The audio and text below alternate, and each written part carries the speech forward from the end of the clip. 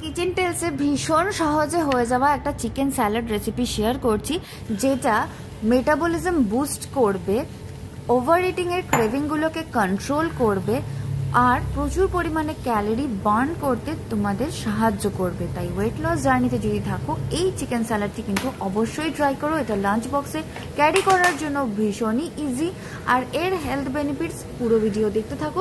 আমি সমস্ত যা যা উপকরণ আছে, তার যা যা হেলথ বেনিফিটস আছে সেগুলো বলে দেওয়ার চেষ্টা করব। কিচেন টেলসে সাবস্ক্রাইব করে ভিডিওগুলোকে লাইক করে কিন্তু পাশে থেকো অবশ্যই। এখানে আমি চিকেনের থাই পিস ছোট ছোট কেটে নিয়ে নিলাম, তার মধ্যে দিয়ে দিলাম আদা রসুন থেতো করে নেওয়া, আর দিয়েছি ওয়েস্টার সয়া সস, তোমরা সয়া সসও ইউজ করতে পারো। এছাড়া সামান্য একটু দিয়ে দিলাম কাসুন্দি বা মাস্টার্ড পেস্ট, লবণ দিলাম, পেপরিকা পাউডার দিলাম, পরিবর্তে গোলমরিচের গুঁড়ো কিন্তু ইউজ করতে পারো।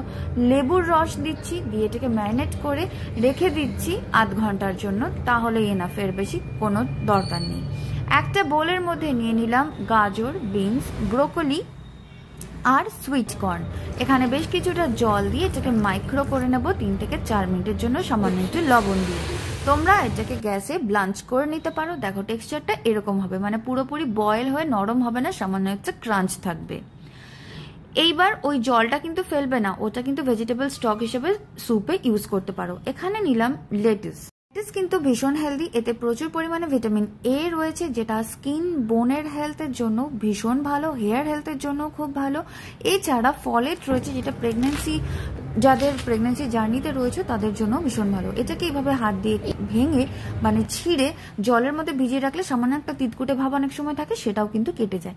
ঝটপট একটা স্যালাড ড্রেসিং তৈরি করে নিচ্ছি, যেটা তোমরা লাঞ্চ বক্সে ক্যারি করলে আলাদা করে ক্যারি করো, খাওয়ার সময় মিশিয়ে নিও। এখানে নিলাম টক দই, সামান্য একটু লবণ, আর নিয়েছি একটুখানি মাস্টার্ড পেস্ট বা কাসুন্দি। এটা দিলে একটা ফ্লেভার ভালো আসে, ভালো না লাগলে স্কিপ করে যাও।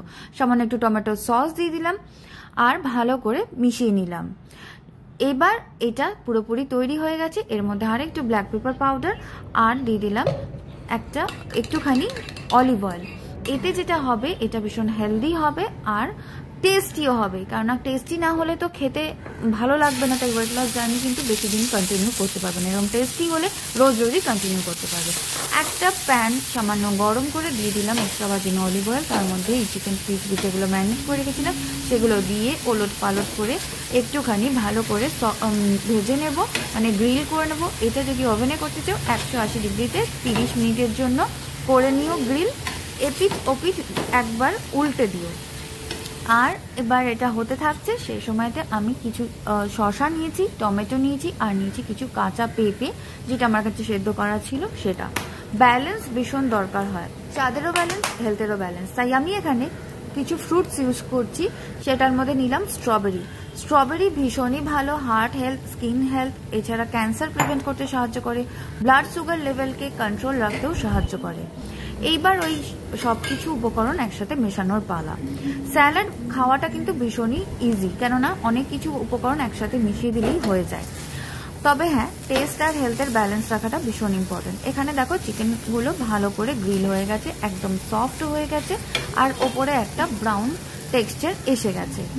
এইবার আর কি, যে ফলগুলো কেটে রেখেছিলাম স্ট্রবেরিগুলো, সেগুলো দিয়ে দিলাম। এখানে তোমরা যে কোনো ফল ইউজ করতে পারো, সাইট্রাস ফ্রুট, যেমন তোমার লেবু, কমলা লেবু ইউজ করতে পারো, মাল্টা অরেঞ্জ ইউজ করতে পারো, প্যাশন ফ্রুট ইউজ করতে পারো, সেগুলো কিন্তু ভীষণ ভালো যায়।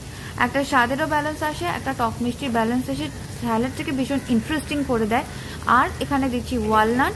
ওয়ালনাটের হেলথ বেনিফিট কি বলবো, হার্ট হেলথে ভালো, ব্রেন হেলথে ভালো, ক্যান্সার প্রিভেন্ট করে, গাট হেলথের জন্য ভালো, স্কিন হেলথে ভালো, অ্যান্টি ইনফ্লেমেটরি এতে প্রপার্টিস রয়েছে, ডায়াবেটিক্স পেশেন্টদের জন্য বেশ ভালো, যাদের টাইপ 2 রয়েছে তাদের জন্যই কিন্তু ভালো, নিউট্রিয়েন্ট ডেন্স এটা ভীষণ। তো এখানে চিকেনগুলোও দিয়ে দিলাম, সব উপকরণ মিশিয়ে নিচ্ছি, আর ওপর থেকে ওই যে স্যালাড ড্রেসিংটা বানিয়ে রেখেছিলাম সেটা ছড়িয়ে দিলেই এটা রেডি। চিকেনের পরিবর্তে পনির দিয়েও বানাতে পারো যারা যারা চিকেন খাও না।